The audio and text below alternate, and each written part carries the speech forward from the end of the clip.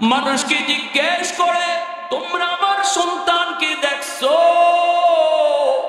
মানুষেরা কয় তোমার সন্তান বহুত বড় অফিসার, অমুক ব্যাংকের বহুত বড় অফিসার হয়েছে গো। মা শুধু খবরখানি পায়। বাবাকে একদিন বলতেছে, স্বামী গো একটু যাও না গো। ও স্বামী, সন্তান যদি বাপ মা ভুলে যায়, কিন্তু বাপ মা কোনোদিন সন্তান ভুলে না। সন্তান ভুলে গেলেও বাপ মা সন্তান বলতে পারে না। মায় কয় তুমি একটু যায় দেখে আসো, তুমি একটু যায় দেখে আসো। বাবা একদিন গেছে ঢাকা শহর, ঠিকানা লইয়া ঢাকা শহর গিয়া হাজির। অফিসের ভিতরে ঢুকতে যাবে, ঢুকতে যাওয়ার সময় গেইটে পাহারাদার তারে আটকায় দিল। পাহারাদার জিজ্ঞেস করে, চাচা কার কাছে যাবেন? কয় অমুকের কাছে। কয় অমুক তো আমার অফিসের সবচেয়ে বড় স্যার, হেড স্যার। এই হেড স্যারের সাথে দেখা করা যায় না, হেড স্যারের অনুমতি নিতে হয়। অনুমতি যদি দেন তাহলে আপনাকে ঢুকতে দেব, যদি স্যার অনুমতি না দেন তাহলে ঢুকতে দেওয়া যাবে না। গেইটে আপনি দাঁড়ান। এই বইলা দারোয়ান চলে গেল স্যারের কাছে। যা বলতেছে, স্যার একজন গ্রামের মানুষ, বৃদ্ধ মানুষ আসছে আপনাকে দেখার জন্য, আপনার সাথে দেখা করার জন্য। পরিচয় আমি জানতে চাই নাই, বলছে আপনার সাথে দেখা করতে আসবে। আমি কি তারে ঢুকতে দেব? এমনি ছেলে সিসি ক্যামেরার দিকে ক্যামেরার দিকে তাকাইয়া দেখতে পায় বৃদ্ধ লোকটা আর কেউ নয়, ওই বৃদ্ধ লোকটাই ওই রিক্সাওয়ালা, যে তার জন্মদাতা পিতা, যেই বাবা তার রিক্সা চালায় চালায় লেখাপড়া করাইল। ওই বাবা গেইটের সামনে দাঁড়ায় আছে রে। কিন্তু সন্তান যখন অতিরিক্ত অন্যায় করে, পাপ করে, মানুষ যখন গুনাহ করে, তার কলিজা শক্ত হয়ে যায়। কলিজার ভিতরে দরদ থাকে না, মায়া থাকে না, চোখ দিয়া পানি আসে না। গুনার বদ আসর হলো চোখ দিয়া পানি না আসা, কলিজা নরম না হওয়া। যুবক এই দৃশ্য দেখার পরেও তার চোখ দিয়ে পানি আসলো না, দিলটা একটু নরম হলো না। বাবাকে চিনার পরেও দারোয়ানরে বলতেছে, নে তুই 500 টাকা নিয়ে যা, যা বলবি স্যারের টাইম নাই, স্যার দেখা করতে পারবে না, আপনাকে 500 টাকা দিছে, টাকাটা লইয়া বাড়ি চলে যাও। দারোয়ান যখন আইয়া কয়, চাচা আমার স্যার বড় বিজি, টাইম নাই, দেখা করার সময় নাই, আপনারে 500 টাকা দিছে, আপনি টাকাটা লইয়া বাড়ি চলে যান। তখনই বৃদ্ধ মানুষটা মাটিতে বসে গেছে, মাথায় হাত দিয়া, চোখ দিয়া পানি ঝরায় কান্দে আর কয়, বাবা রে আমি সাহায্য দিতে আসি না, আমি আসছিলাম এক নজর আমার মানিকের চেহারাটা দেখার জন্য, এক নজর চেহারা দেখার জন্য এসেছিলাম, সাহায্য নিতে আসি নাই, তুমি টাকাটা ফেরত দিয়া দিও। আর বইল, গেইটের পাশে তোমার বাবা এসেছিলেন দেখার জন্য। তখন দারোয়ান দৌড় দিয়ে গিয়া চাচারে জড়ায় ধরে কান্দে। দারোয়ানে কই, চাচা আমি আপনারে চিনতে পারি না, আমার স্যার বুঝি এত শক্ত মানুষ, আমার স্যারে 50,000 টাকা মাসে বেতন পায়, আর আমি মাত্র 3,000 টাকা মাসে বেতন পাই। ওই 3,000 টাকার ভিতরে 2,000 টাকা আমি আমার আব্বা আম্মার জন্য গ্রামে পাঠায় দে, 1,000 টাকা দিয়া 20 শহরে, আর আমার স্যার বুঝে আপনারে 500 টাকা দেয় গ্রামে যাওয়ার। চাচা আপনি কষ্ট নিয়ে না, আমার পকেটে 500 টাকা আছে, আপনি নিয়ে যান গো। চাচা তখন কান্দের কই, বাবা রে, ও বাবা আমার টাকা দিয়ে তুমি খুশি করতে পারবা না, জীবনে বহুবার দিনের পর দিন না খায়া থাকছি, অসুবিধা নাই, এই মহিলা বাবা চোখের পানিটা মুইসা রওনা দিছে বাড়ির দিকে। এই দিকে দুঃখিনী মা দাঁড়ায় আছে, স্বামী যাবে, যায় সন্তানের খবর দিবে। গ্রামে পৌঁছতেই মা দৌড়ে আসলো, স্বামী গো, ও স্বামী বলো না আমার মানিকরে কেমন দেখছো, চেহারাটা তার ভালো নেই, স্বাস্থ্যটা তার ভালো নেই, আমার সন্তান কেমন আছে একটু বলো। বাবা চোখের পানি মুছে আর কয়, বিবি গো ঘরে চলো, রাস্তায় কথা বলা যাবে না, ঘরে চলো।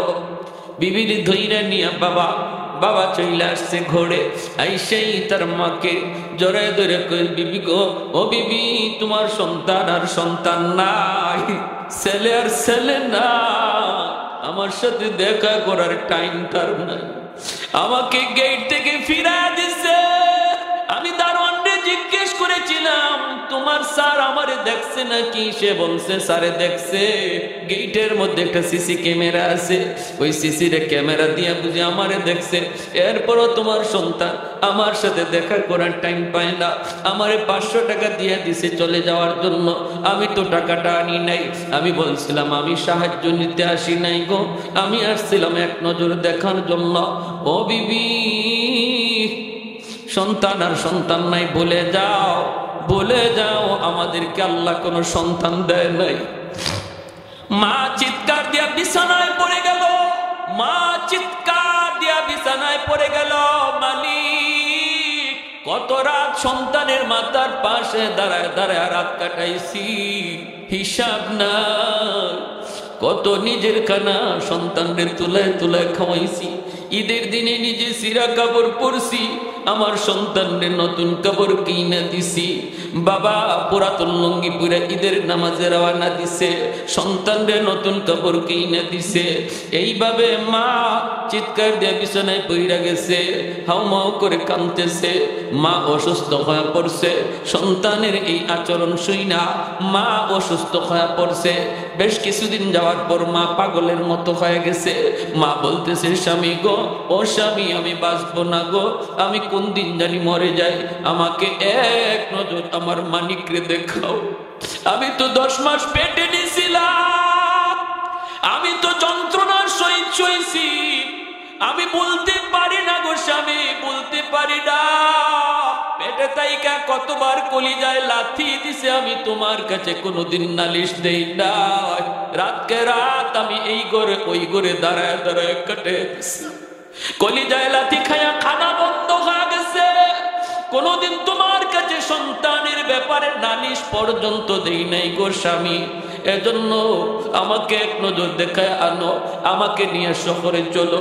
স্বামী বলতেছে, বিবি গো, একটু ধৈর্য ধরো, শহরে গেলে তোমার সাথে সন্তান দেখা করবে না। মাই কয়, যদি দেখা না করে কবর আমার ডাকাতে হবে, শহরে হবে আমার গ্রামে তুমি আইনো না, ওই জায়গায় আমার জান কবজ হয়ে যাবে। এই বইলা মা বাবা দুজন রওনা দিছে। একদিন টাইম কইরা বাইরে ভাই মা সারা পথ যায়, চোখের পানি জড়ায় কান্দে। গেটের সামনে যায় মা আবারও দাঁড়াইছে, বাবাও দাঁড়াইছে। পাহারাদার কয়, স্যার আপনাদের সাথে দেখা করবে কিনা জানি না। ও চাচা, আপনি তো গতবারও আসছিলেন, চাচা আপনি তো আমার স্যারের বাবা, কিন্তু আমার স্যার আর স্যার নাই, অন্যায় পথে টাকা কামায়, ঘুষ খায়, দিলটা পাথর হয়ে গেছে, আমাদের সাথেও কঠিন আচরণ করে, নরম কোনো আচরণ তার নাই। ও চাচা, আমি জানি আমার চাচির সাথে লই আইছেন, তবু আমার মন বলে আমার স্যার তবুও দেখা করবে না। দারোয়ান আবারও গেছে, যা কই, স্যার, ও স্যার, একটু তাকান, গেটের দিকে তাকান। একজন বৃদ্ধ মানুষ, একজন বৃদ্ধা মহিলার নিয়ে আইসা দাঁড়ায় কাঁদতেছে গো স্যার, একটু তাকায় দেখে। ওই স্যার সে তাকায় দেখে তার আর কেউ নয়, তার মা বাবা। এরপরও দিলটা নরম হলো না। তখনও দারোয়ান রে বলতেছে, দারোয়ান যা নে 2000 টাকা লয়ে যা, বলবি আমার টাইম নাই, আমি বড় ব্যস্ত। তখন দারোয়ান চোখের পানিটা ফালায়া স্যারের সামনে কাঁদতেছে। দুনিয়াতে এমনও বুঝি সন্তান হয়, বউ পায়া শ্বশুর বাড়ি পাইয়া মারে এমন ভাবে ভুলে যায়, বাবারে এমন ভাবে ভুলে যায়। এ যুবক মনে রাখো, দুনিয়ায় মরার আগে আল্লাহ পাক রব্বুল আলামিন তোমার কপালেও এমন রাখবে, তোমারও না কান্দায়া আল্লাহ কবরে নেবে না রে। কারণ মায়ার নবী দয়ার নবী বলেছেন, সমস্ত গুনার শাস্তি আল্লাহ পরকালের ময়দানে দিবে, কিন্তু একটা কবিরা গুনার শাস্তি আল্লাহ পাক দুনিয়াতে মৃত্যুর আগে আগে দিয়া দেয়। সেই কবিরা গুনাহটা হলো উকুকুল ওয়ালিদাইন, ফাইন্নাহু ইউআজ্জালু লিসাহিবিহি কাবলাল মামাত। নবী বলেন উম্মতের দল সমস্ত গুনার শাস্তি আল্লাহ পরকালে দিবে, কিন্তু একটা কবিরা গুনাহ আছে এমন, এই গুনাহটা মরার আগে আল্লাহ দিয়া দেয় নগদ। এই কবিরা গুনাহটা হলো যেই সন্তান মারে কাঁদায়, যেই সন্তান বাবারে কাঁদায়, এই সন্তানের কপালে মরণের আগে আগে আল্লাহ তার কপালেও কান্না রেখে দেয়, তার কপালেও যন্ত্রণা রেখে দেয়, তার সন্তানও তারে কাঁদায়, তার পুত্র বধূ তারে কাঁদায়। বাইরে বন্ধুরা, ওই দিনও মার কাছে যখন আইয়া দারোয়ান কয় আমার স্যার ব্যস্ত আসতে পারবে না, মা চিৎকার দিয়ে জমিনে পড়ে গেছে, চিৎকার দিয়ে জমিনে পড়ে গেছে। এরপরও মা বদুয়া দেয় না, এরপরও বাবা বদুয়া দেয় না, কারণ বাপ মার বদুয়া আল্লাহর দরবারে সরাসরি কবুল হয়ে যায়। বাপ মার বদুয়া, বাপ মার দোয়া, বাপ মার দোয়া বদুয়া আল্লাহর দরবারে সরাসরি কবুল। তিন ব্যক্তির দোয়া বদুয়া সরাসরি কবুল। সালাসাতুন দাওয়াতুম মুস্তাজাবাতুন লা শাক্কা ফিহ, দাওয়াতুল মাজলুম ওয়া দাওয়াতুল মুসাফির ওয়া দাওয়াতুল ওয়ালিদ আলা ওয়ালাদিহি। মায়ার নবী বলেন উম্মতের দল সাবধান, তিন ব্যক্তির কাছ থেকে বদদুয়া নিও না, সর্বদা এই তিন ব্যক্তির কাছ থেকে দোয়া নিবা। এক হলো মজলুম, আরেক হলো মুসাফির, আরেক হলো বাপ মা। মজলুমের কাছ থেকে বদদুয়া নিও না, নিও না। সমাজে যেই মানুষটা দুর্বল, তার গায়ে শক্তি কম, গোষ্ঠী তার ছোট, টাকা তার নাই, সন্তানও নাই, লাঠি বাহিনী তার কেউ নাই, তার সাথে তুমি কোনোদিন মাইরে যাও না, তারে ধমক দিও না, তারে বেইজ্জত কইরো না, তার চোখ দিয়ে পানি ঝরায়ও না, কারণ দুনিয়াতে যার কেউ নাই তার সাথে থাকেন কে? আর একটু জোরে বলেন কে? এজন্য মজলুম যখনই আহ কয়, মজলুম যখনই আহ কয়, আল্লাহর আরশে এমন ভাবে নবী বলেন আহ শব্দটা পৌঁছে যায়, সুজা যাইয়া আল্লাহর আরশে ধাক্কা মারে। ভাইয়ের বন্ধুরা, এজন্য দুর্বল মানুষের মুখ দিয়ে আহ উহ বের করায় না। এই মামলা বড় জটিল মামলা। হাসরের মাঠে বহু ক্ষমতাসীন মানুষ, সমাজের ভিতরে বহু প্রভাবশালী মানুষ, এই মানুষগুলি দুর্বলের উপরে জুলুম করার কারণে আল্লাহর আদালতে আটকা পড়বে। এই মামলা বড় জটিল জটিল মামলা হবে। এই হাজী সাহেবের হজ আল্লাহর তৈরি জান্নাতে নিতে পারবে না, লক্ষ লক্ষ টাকা মসজিদে দান তারে জান্নাতে নিতে পারবে না, তার নামাজ তার রোজা তারে জান্নাতে নিতে পারবে না, যদি দুর্বল মানুষের মামলা আল্লাহর আদালতে তার বিরুদ্ধে থাকে রে যুবক। এজন্য সাবধান, যদি তুমি কারো উপরে জুলুম করো, মরণের আগে আগে মাপ চাইয়া নাও। আল্লাহর আদালতে মামলা লইয়া কেউ উঠো না, মানুষের মামলা লইয়া কেউ আল্লাহর আদালতে উঠবেন না। এটা খতরনাক মামলা, হকুল ইবাদের মামলা। এজন্য দুনিয়াতে যদি কোনো মানুষের হক নষ্ট করে থাকি, মানুষে কষ্ট দিয়া থাকি, আমার পাওয়ারের বলে কারো উপরে জুলুম করে থাকি, নবী বলেন মরার আগে আগে, মৃত্যুর আগে আগে, তুমি তো জানো না কখন মারা যাবা, অতএব এখনই তার কাছ থেকে মাপ চাও। ভাই আমি একটা ভুল করে ফেলেছি, ভাই তুমি কষ্ট পাইছো, আমি তোমার একজন বেইজ্জত করছি মানুষের সামনে, আমার ক্ষমতা ছিল বিদায়, আল্লাহর ওয়াস্তে তুমি আমাকে মাফ করো। দুনিয়ার মামলা দুনিয়ায় শেষ করো, আল্লাহর আদালতে উঠাইও, আল্লাহর আদালতে উঠাইও না। এটা জটিল এক আদালত। এই আদালতে ঘুষ চলে না, এই আদালতে সুপারিশ চলে না, এই আদালতে ফোন কল চলে না। শুধুমাত্র আল্লাহ রাব্বুল আলামিন বলবে আমি কিছুই জানি না, আমার হক নষ্ট হয়েছে, নামাজ এক ওয়াক্ত কাজা হয়েছে, যাও আমি আল্লাহ আমার রহমান নামের খাতিরে মাফ করলাম। কিন্তু মজলুমের মামলা, প্রতিবেশীর মামলা, স্ত্রীর মামলা, এরকম ভাবে বাপমার মামলা, আমি আল্লাহ এই ব্যাপারে কিছু জানি না, মাপ চাও। হাসরের মাঠে বাবার কাছে সন্তান মাপ চাইতে যাবে, বাবা সেদিন মাপ দিবে না, মার কাছে মাপ চাইতে যাবে, মা মাপ দিবে না। এরকম ভাবে মুসলিম মানুষটার হাতে পায়ে ধরবে, মাপ দিবে না। কেমন করে দিবে? হাসরের মাঠ তো হলো ইয়া নফসি ইয়া নফসি ইয়া নফসি বলার মাঠ। সন্তানের ব্যাপারে মা বলবে কি কো বাবা আমি তোমারে চিনি না, বাবা বলবে আমি তোমাকে চিনি না। অতএব আল্লাহর নবী বলেছেন সাবধান, এমন কোন মামলা লইয়া কেউ আল্লাহর আদালতে উইটো না যে মামলা মানুষের কাছ থেকে মাপ চাইতে হয়। আল্লাহ মাপ দিয়ে দিবে হাসরের মাঠে, কিন্তু মানুষ মাপ দিবে, মানুষ মাপ দিবে না। অতএব দুনিয়াতেই শেষ করো মামলা, দুনিয়াতেই শেষ করো। যদি কোনো কিছু অন্যায় বা হক নষ্ট করে থাকো, যদি অন্যায় হয়ে থাকে, তুমি দুনিয়াতেই এটা পরিশোধ করো। কারোটা অন্যায়ভাবে জুলুম করে নিয়ে আসো, দখল করে খাইতেছ, মরার আগে আগে এটা ফেরত দাও। সন্তান এটা ফেরত দেবে কিনা গ্যারান্টি নাই। তোমার কবরের আগুন সন্তান নিভাবে না, সন্তান এই দায়ভার নেবে না। যদি বাবা তুমি জানো তোমার দ্বারা কোনো প্রতিবেশীর হক নষ্ট হয়েছে, ভাইয়ের হক নষ্ট হয়েছে, বোনের হক নষ্ট হয়েছে, তাড়াতাড়ি করে ভাইরে ডাকো, বোনরে ডাকো। কারণ এই জায়গা, এই সম্পদ কেউ কবরে যাবা না, কেউ কবরে যাবা না। মৃত্যুর আগে আগে তাদেরকে বুঝাও, বুঝাও, বুঝাও। এই হক লইয়া আল্লাহর আদালতে উইটো না। তোমার নামাজ, রোজা, হজ, যাকাত কোনো কিছু তোমাকে জান্নাতে নিতে পারবে না যদি মানুষের মামলা থাকে। এত বড় জটিল মামলা। এজন্য আল্লাহ নবী মৃত্যুর আগে, নবীজি ইন্তেকালের আগে মসজিদে নববীর মিম্বরে বসে নবী বলেছিলেন, সাহাবীরা জানি না কোন দিন আমি বিদায় হয়ে যাই তোমাদের কাছ থেকে। আজ তোমাদের মাঝে আমার একটা কথা বলো, আমার কাছে তোমাদের কারো কোনো পাওনা আছে? আমি কি তোমাদের কারো উপরে কোনো জুলুম করেছি? আমি কি তোমাদের কাউকে অন্তর কষ্ট দিয়েছি? যদি তাকে আল্লাহর দোহাই, আল্লাহর দোহাই আমি নবীকে বলো, আমাকে বলো, আমি কারো পাওনা লইয়া কবরে যেতে চাই না। মায়ার নবী, রহমতের নবী কেন বলেছেন? উম্মতকে শিক্ষা দেওয়ার জন্য, ঠিক কিনা? আমাকে আপনাকে শিক্ষা দিয়ে গেছেন নবী, শিক্ষা দিয়ে গেছেন। আমার নবীর কাছে কারো কোনো পাওনা নাই। এরপরে নবী দুই হাত উঠে কেন বলছেন উম্মত শিখো? আমি নবী ভয়ে ছিলাম, পেরেশানিতে ছিলাম।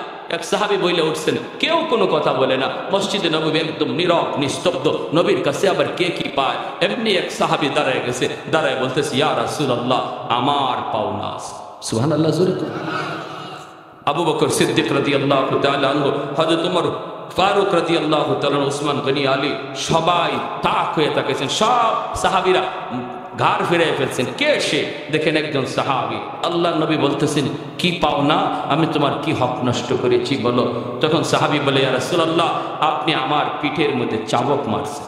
আল্লাহ নবী বলেন, জেনে না না জেনে? সাহাবী বলে, ইয়া রাসূলুল্লাহ, না জেনে। আপনি জানতেন না আমি আপনার উটের পিছনে দাঁড়ানো, আপনি উটের পিঠে উঠে একটু চাবক মারছিলেন উটকে চালানোর জন্য। সেই চাবকটা উটের পিঠে পড়ে নাই, আমার পিঠে পড়ছিল। আমি আহ উহ শব্দটাও করি নাই। সুবহানাল্লাহ, জোরে কোন। আল্লাহর নবী বললেন, তাহলে তুমি তাড়াতাড়ি করে আসো, আজকে তুমি বদলা নিতে চাও? সাহাবী বলেন, হ, আমি বদলা নিতে চাই। মদিনার মসজিদ কেঁপে উঠল, সাহাবীরা পর্যন্ত কেঁপে উঠলেন। কয় কি বদলা নিবে? নবীর কাছ থেকে চাবুক দিয়ে বাড়ি মারবে। সাহাবায়ে কেরাম সবাই কাঁপতেছেন। মায়ার নবী বলেন, এই দিকে আসো, আমার দিকে আসো, আমার দিকে আসো। ইনিও হাঁটা শুরু করে দিছেন। আবু বকর সিদ্দিক রাস্তা আটকায় দিলেন, বলতেছেন, যাস না রে ভাই, আমার নবীর গায়ে তুই কেমন করে চাবুক মারবি? আমি আবু বকর পিঠটা দিয়ে দিলাম, একটা না শত শত চাবুক আমি আবু বকরের পিঠে মাইরে তুমি বদলা নেও রে, তবু আমার নবীর গায়ে চাবুক মারতে যাও না। মায়ার নবী বলেন, আবু বকর তুমি রাস্তা ছাড়ো, আবু বকর তুমি রাস্তা ছাড়ো। সাহাবী তিনি তো সামনের দিকেই আসতেছেন। সাথে সাথে ওমর দাঁড়ায় গেলেন, কাঁদতেছেন ওমর। ওমরের হাত পা গুলি কাঁপতেছে।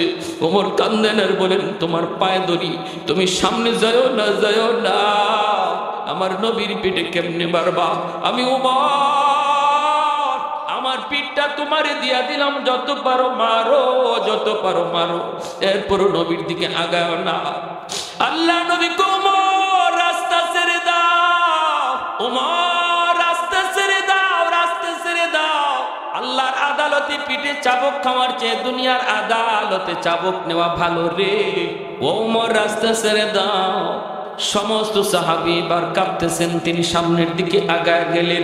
মায়ার নবী চাবুকটা হাতে দিয়ে দিছেন, পিঠটা নবী এইভাবে দিয়ে দিছেন, আর বলতেছেন, দেরি করবা না, যেইভাবে আমি চাবুকটা মারছিলাম এইভাবে তুমি আমার পিঠে মারো। সাহাবী ডাক দিয়ে বলতেছে, নবী গো, ওই দিন আমার গায়ে কোনো জামা ছিল না, যদি 100 বদলা নিতে হয় আপনার পিঠেও কোনো জামা থাকতে পারবে না। মায়ার নবী দয়ার নবী নিজের জামাটা খুলে ফেললেন, মসজিদ নববীর ভিতরে কান্নার রুল পড়ে গেল। আমার যেই নবীর পিঠে মশা মাছি বসা হারাম, আমার ওই নবীর পিঠে বুঝি আজকে চাবুক মারবে রে। এতগুলা নবীর আশিক মসজিদ নববীতে বসা। যেই মাত্র নবী জামা খুললেন সাহাবী পিছনের দিকে গেলেন চাবুক মারার জন্য, কিন্তু দেখা যায় পিছনে যাইয়েই তিনি চাবুকটা হাত থেকে ফালাইয়া দৌড় দিয়া মায়ার নবীর পিঠের মধ্যে দইরা নবীর এই কাদের মধ্যে যে মোহরে নবুয়ত, এই মোহরে নবুয়ত দেখার জন্য তিনি এই অভিনয়টা কইরা নবুয়তের ভিতরে চুমু খাইতে লাগলেন। সুবহানাল্লাহ, জোরে বলি সুবহানাল্লাহ।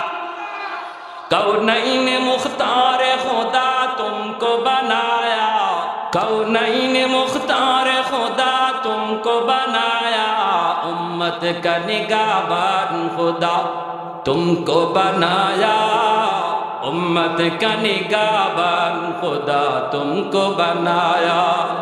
मौला मेरा आका मेरा रहमत की नबी है, ताजदार मदीना तो माहे अरबी है, ताजदार मदीना तो माहे अरबी है।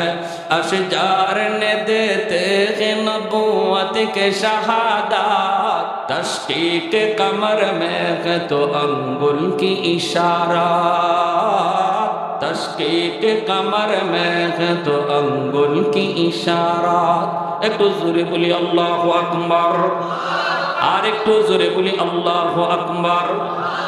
লা ইলাহা ইল্লাল্লাহ, জুড়ে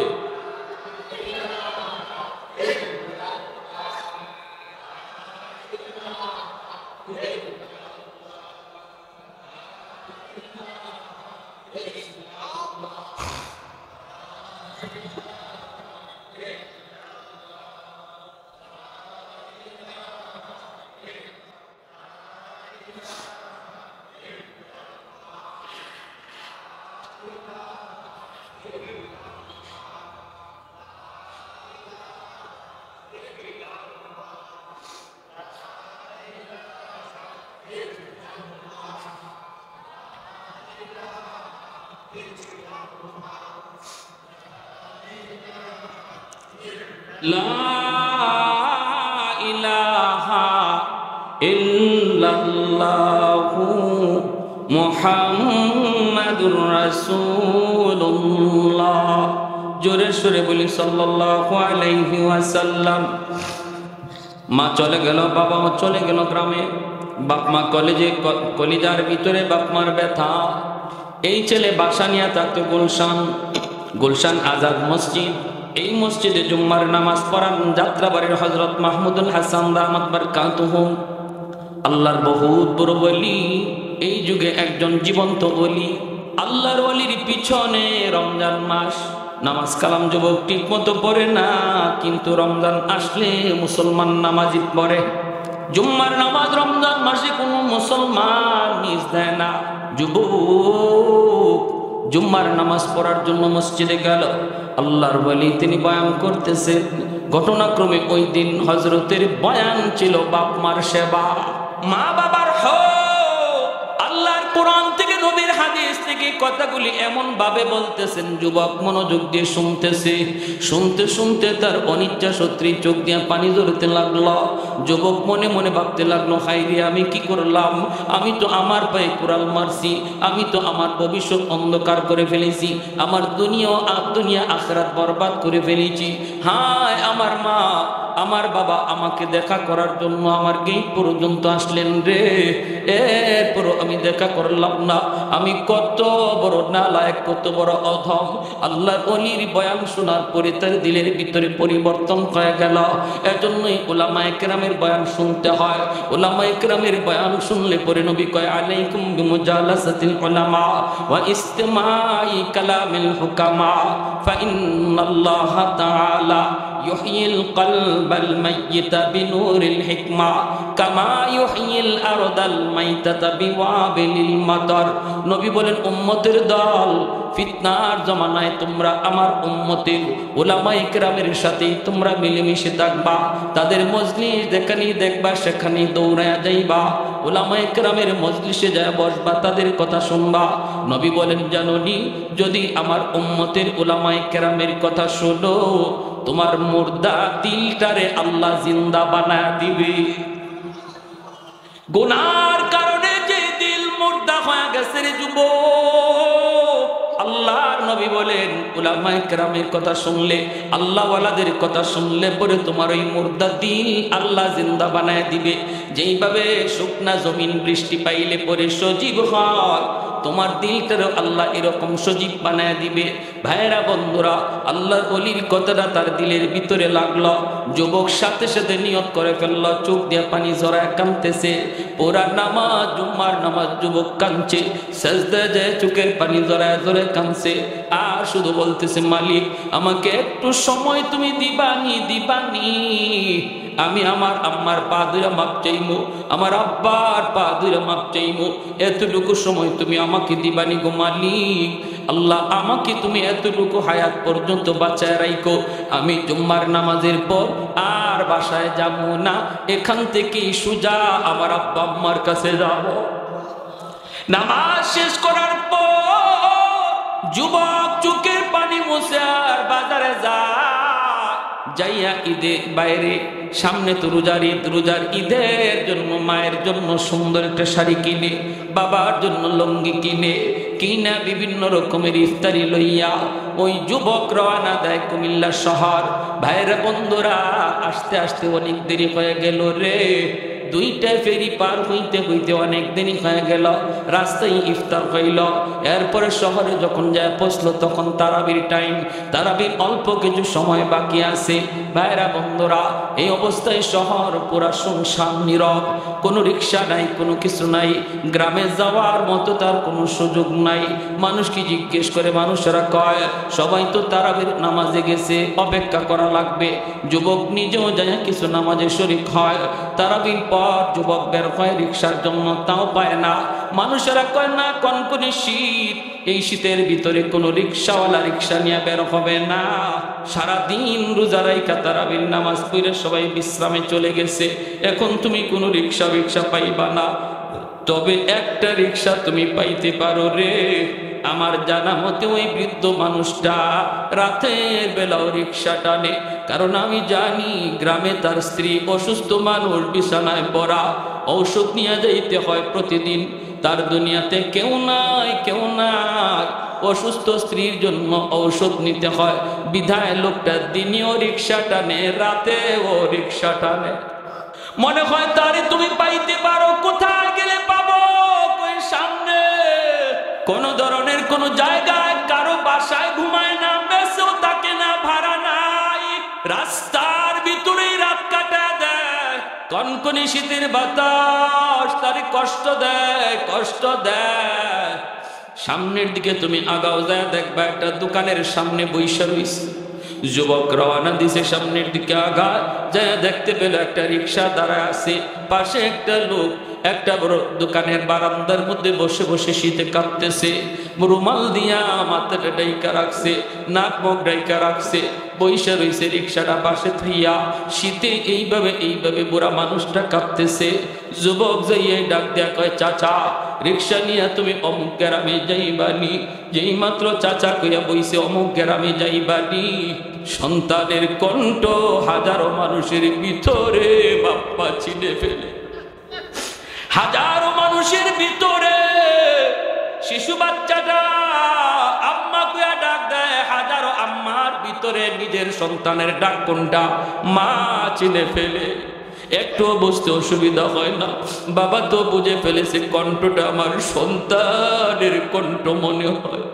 সে মুখটা আর খুলে নাই, চোখটা কোন রকম বার করে চিনে ফেলেছে। এই যুবক তো আর কেউ না, এই যুবকই তো আমার কলিজার টুকরা সন্তান রে, যার কাছে দুইবার যে গেট থেকে ফিরে গেছে। বাবা চুকি নিজের পরিচয় না দিয়ে মাথাটা নিচের দিকে দিয়ে কহ বাবা যাবো। ছেলে তখন বলতেছে চাচা কত টাকা দেওয়া লাগবে? বাবা তখন মাথাটা নিচের দিকে দিয়া চোখের পানি পড়ে, ছেলে তো দেখে না। বাবা কান্দে আর কই বাবার এই জীবনে কত প্যাসেঞ্জারের কাছ থেকে একটু টাকা নিলাম, আজকে আর তোমার কাছ থেকে পয়সা নিব না, আজ আমি কোনো পয়সা নিব না। যুবক কয় না আমি আপনাকে পয়সা দিব, 200 টাকার জায়গায় 300 টাকা দিব। মুরব্বী মানুষ ডাক দেয় কই বাবা পয়সা লাগবে না, তুমি উঠো। এই বইলে ছেলের রিক্সায় তুইলা নিছে।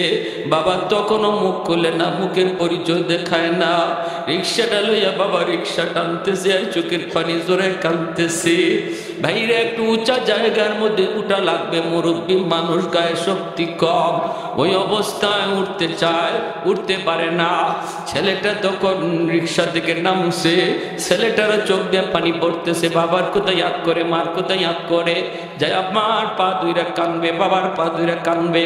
বাবা দেখতেছে ছেলেও কানতেছে, হাতের মধ্যে অনেকগুলি কাপড় চুপড় দেখা যায় সদাই। বাবা রিক্সা থেকে নাইমা কই বাবা এখানে একটু নামবানি, একটু নামবানি। ছেলে তো নামছে, ওই অবস্থায় হঠাৎ করে মাফলারটা মুখ থেকে সইরে গেছে। চেহারাটা ছেলে দেখে ফেলেছে, দেখা ছেলে আব্বা কইয়া পা জোড়া ধরছে। বাবা তুমি বুঝি আমাকে পরিচয় দিবা না, দিবা না? বাবা কান্দে আর কই বাবা 2 বার গিয়া পরিচয় দিয়া ভয় পাইতেছিলাম, 2 বার গিয়া পরিচয় দিয়া ভয় পাইতেছিলাম, এখনো পরিচয় দিলে তুমি আমারে পরিচয় দিবা কিনা? বাবার পা দুইনা ছেলে কান্দে আর কই আব্বা আমি বহুত বড় ভুল করে ফেলেছি, অন্যায় করে ফেলেছি। বড় লোকের মেয়ে বিয়ে কইরা আমি আমার গরিব বাপ মা ভুলে গেছিলাম। আল্লাহ আমার চোখ খুলে দিছে আব্বা, আল্লাহ আমার চোখ খুলে দিছে আব্বা। আমার আম্মা কোথায়? কয় তোমার মা বিছানায় পড়ে মৃত্যুর সাথে পাঞ্জা লড়ে, ঔষধ কিনে দিতে পারি না রে বাজার। ছেলে দৌড়াইয়া বাবারে নিয়ে আইসা মা কুয়া ডাক দিছে দরজার সামনে। যেই মাত্র সন্তান আম্মা কুয়া ডাক দিছে, যেই মা বিছানা থেকে উঠতে পারে না, সন্তানের ডাক শুইনা মা লাফ দিয়া বিছানা থেকে উঠা গেছে। ওয়াকাদা রাব্বুকা আল্লা তা'বুদু ইল্লা ইয়্যাহ ওয়া বিল ওয়ালিদাইনি ইহসানা। এজন্য আল্লাহর নবী বনু তামিম গোত্রের যুবকরে বলে, যুবক আল্লাহর কাছে যখনই দোয়া চাইবা তখনই এই দোয়া কইরো, আল্লাহ আমার আব্বা আম্মা আমার তোলে যেই পরিমাণ সেবা, যেই পরিমাণ মেহনত, যেই পরিমাণ মায়া যত্ন করেছে, এইভাবে তুমি আব্বা আম্মারে মায়া কইরো, যত্ন নিও। 2 নম্বরে নবী বলেন ওয়াল ইস্তিগফারু লাহুমা, বাপ মার জন্য বেশি বেশি করে দান সদকা কইরো। বাপ মার নামে যখনই তুমি মসজিদ মাদ্রাসায় দান করবা, বাপ মার নামে যখনই তুমি গরিব মানুষে দান করবা, তখনই তোমার খেদমত বাবার কবরে আল্লাহ পৌঁছায়া দিবে। আল্লাহ নবী বলেন সন্তান যখনই মার নামে বাবার নামে দান করে, সাথে সাথে বাপ মার কবরে ঈদের আনন্দ বয়া যায়। আর তার সন্তানও দানবীর হয়, যেই সন্তান বাপ মার নামে দান করে, আগামীকাল তার সন্তানও তার নামে দান করে। 3 নম্বরে নবী বলেন ইনফাযু আহদিহিমা মিন বাদিহিমা, তোমার বাবা তোমার মার যদি কোনো মানুষের হক নষ্ট করে থাকে, এই হকগুলা তুমি ফেরত দাও। তোমার বাবা যদি বোনের হক নষ্ট করে, ভাইয়ের হক নষ্ট করে, প্রতিবেশীর হক নষ্ট করে, তুমি তাড়াতাড়ি করে এই হকগুলা ফেরত দাও। যখনই তুমি ফেরত দিবা, সাথে সাথে বাবার কবরে আল্লাহ খেদমত পৌঁছায় দিবে। বাবার দ্বারা যদি কারো হক নষ্ট হয়, তুমি এই হক ফেরত না দিয়া যদি বাবার নামে 40 করো, 10টা 20টা 100টা গরু জবাই কইরা খাও, মানুষে খাওয়াও, তবুও বাবার কবরের আগুন নিভবে না যতক্ষণ পর্যন্ত মানুষের পাওনা পরিশোধ না করবা। বাবার কবরের আগুন যদি নিভাইতে চাও রে যুবক, তাড়াতাড়ি করে বাপ মা দ্বারা যদি কোনো হক কারো নষ্ট হয়ে থাকে, তুমি তাড়াতাড়ি করে বুঝায় দাও, বুঝায় দাও। চাচা তো ভাই বোন রে ডাইকা আনো, আমার আব্বা ভুল করে ফেলছিল, আজ আমার চাচা নাই, তোমরা এই জায়গাটা লয়ে যাও, ফুফুরে তুমি ডাইকা আনো, ফুফু না থাকলে ফুফাতো ভাই বোনরে ডাইকা আনো, আইনা তাদের সম্পদ তাদের বুঝায় দাও। অনেক ভাই আছে বোনের হক দিতে চায় না, যদি বোনের হক না দিয়ে সে কবরে যায়। আর তুমি যদি বাবার নেক সন্তান হয়ে থাকো, বাবা তোমার উপরে তোমার দরদি হইয়া এই কাজটা করছিল, তুমি দ্রুত করে বোনে তোমার ফুফুদের হক ফেরত দাও, নতুবা বাবার কবরের আগুন নিভবে না। 4 নম্বরে নবী বলেন সিলাতুর রাহমিল্লাতি লা তুসালু ইল্লা বিহিমা। নবী বলেন যুবক, মা বাবার যারা আত্মীয় স্বজন তাদের সাথে তুমি খোঁজ খবর রাখো। মা আজ দুনিয়ায় নাই, কিন্তু মার রক্তের মানুষ আছে, মামা আছে, মামি আছে, নানা আছে, নানি আছে। মার রক্তের মানুষ তোমার খালা আছে, খালা না থাকলে খালা তো ভাই বোন আছে, মামা না থাকলে মামা তো ভাই বোন আছে। এদের খোঁজ খবর তুমি নাও। মায়ের রক্তের সম্পর্কের মানুষগুলার খবর তুমি যখনই নিবা, তখনই তোমার মায়ের কবরে আল্লাহ তোমার খেদমত পৌঁছায় দিবে। বাবা দুনিয়ায় নাই, বাবার রক্তের মানুষ তারা দুনিয়া আছে, ওই বাবার রক্তের মানুষগুলার খোঁজ খবর তুমি নাও। সুখে দুঃখে তাদের পাশে তুমি দাঁড়াও। আজ তোমাকে আল্লাহ কোটিপতি বানায় দিছে, শিল্পপতি বানায় দিছে, কিন্তু বাবার রক্তের মানুষগুলি অনেক গরিব, অনেক গরিব। ওদের খোঁজ খবর তুমি নাও। বাবার নামে 10টা গরু জবাই করার চেয়ে যদি বাবার চাচাতো ভাইরে তুমি 1000 2000 টাকা দাও, নবী বলেন সাথে সাথে কবরে খেদমত আল্লাহ পৌঁছায় দিবে। 5 নাম্বার ইকরামু সাদিকিহিমা মিন বাদিহিমা।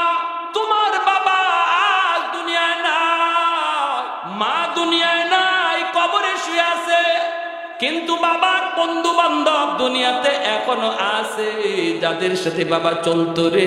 মা এখন নাই, কিন্তু মার বান্ধবী আছে। বাবার বন্ধুদেরকে যদি তুমি পাও, তখন বাবার মতো শ্রদ্ধা কইরো, ডাক দিয়ে কইল চাচা, আব্বার সাথে আপনারে কতকাল আমি দেখছি, কতবার আব্বার সাথে চা খাইতে দেখছি, আব্বা থাকতে আমাদের বাড়িতে আপনি আসতেন, আজ আব্বা নাই, এজন্য চাচা আপনিও বাড়ি আসেন না। চাচা একটু দয়া কইরা বাড়িতে আসেন, চাচারে 1 কাপ চা খাওয়াও, ঈদের সময় একটা লুঙ্গি দাও, একটা গেঞ্জি কিনে দাও, বাজারে পাইছো, বাবার মতো শ্রদ্ধা করো, 1 কাপ চা খাওয়ানোর চেষ্টা করো।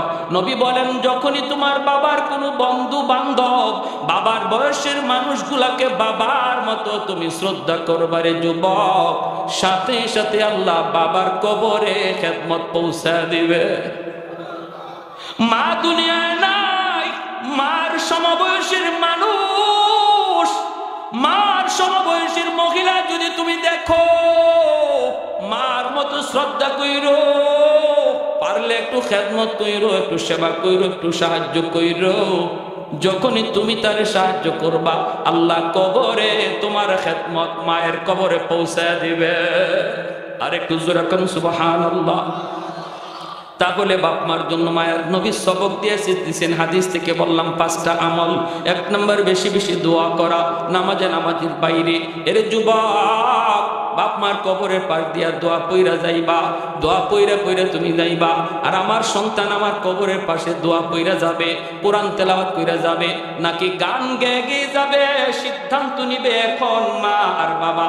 শিশুকালে যদি সন্তানটারে দিন শিখাও, শিশুকালে যদি তুমি তারে কোরআন পড়ো, শিশুকালে যদি তার আল্লাহর পরিচয় তুমি শিখাও, তাহলে এই সন্তান বাবার কবরে মায়ের কবরের পাশ দিয়া গান গেয়ে গেয়ে যাবে না, কোরআন তেলাওয়াত কইরা কইরা যাবে রে। আর যেই সন্তান রে শিশুকালে দিন শিখাবো না, এই সন্তান বন্ধুদের সাথে কবরের পাশ দিয়া গান গায়া যায়। আফসোস, ওই বাপ মার জন্য দুনিয়াতে সন্তান জন্ম দেওয়া এটা অত্যন্ত দুঃখের ব্যাপার, কষ্টের ব্যাপার, যে আমার সন্তান কবরের পাশ দিয়া গেল, অথচ একটু অনুভূতি তার জাগলো না, একবার সূরা ফাতিহা পড়তে পারলো না। এমন সন্তান আমি দুনিয়াতে রেখে গেলাম, কেমন সন্তান রেখে যাব এই সিদ্ধান্ত নিব এখন। এখন শিশুকালে আমার সন্তানদের দিন শেখাও, কোরআন শেখাও, নুরানি মাদ্রাসায় পড়াও 5টা বৎসর, তারপরে স্কুলে দিবায় দাও, কলেজে দিবায় দাও, ডাক্তার বানাও, কিন্তু 5 বৎসর মাদ্রাসায় শিশুকালে পড়াও। দিলের ভিতরে কোরআন বসায় দাও, দিলের ভিতরে আল্লাহ রসুলের নাম পাথরে খোদাই করে লিখে দাও। এই ছেলে ডাক্তার হলো, নামাজি পাক্কা নামাজি হবে, এই ছেলে ইঞ্জিনিয়ার হলো, কোরআনের পক্ষে থাকবে, মার কথা ইয়াদ করবে, বাবার কথা ইয়াদ করবে, কারণ শিশুকালে তার কলিজায় কোরআন ঢুকায় দেওয়া হয়েছে। ঠিক কিনা জোরে কোন?